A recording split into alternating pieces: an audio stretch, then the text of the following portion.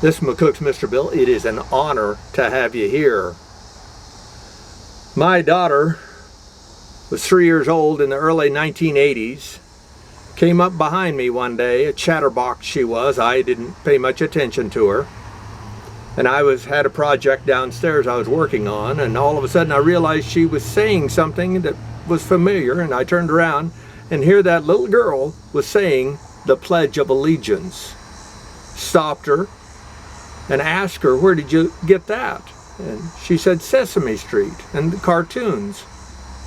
And I said, "Say it again." And she went through it, extremely accurate, though the words were misspelled or mispronounced. Be that as it may, she got it right, and I was impressed. And I then said, well, if she can learn that, she can learn her numbers and she can learn other things. And so I myself started teaching her long before school because of that. Yep. But even today, at 70 years old, if you ask me, what did you learn in school? And other than basic reading, writing, and math, and of course, I guess typing, I do that every day on the keyboard. I did learn that, one of the few courses I still use today, but most of it I've forgotten. I said most of it I have forgotten.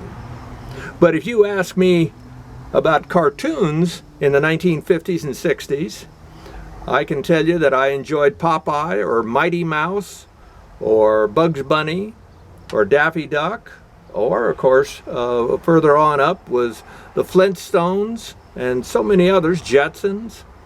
And those kind of cartoons, even though we were being entertained, there was some education in there, snuck in there if you will, and some moral dilemmas, so that you could be doing some thinking on your own. And you saw when something happened and the cartoon character would get all smashed up, you might think to yourself, that's probably something I shouldn't do. Be that as it may. And it wasn't just back to the 80s though.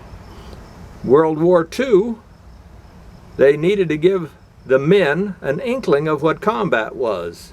And so that's what they did. They went to Walt Disney and they made cartoons about the war effort and how to fight in combat, especially the bombers and the different ones that had specialty needs. They give them an inkling through watching cartoons of what that would be like, what they would encounter. So perhaps with the countless billions spent every year on education, perhaps we should be spending more on cartoon education, something that won't bore the youth and the students to death, and also get more real world courses that will do them some good when they get out of school, rather than to get them out of school and all they can do is barely flip a burger at a fast food joint. 13 years, you'd think they could do better, and cartoons might be part of that answer. Thank you for your time.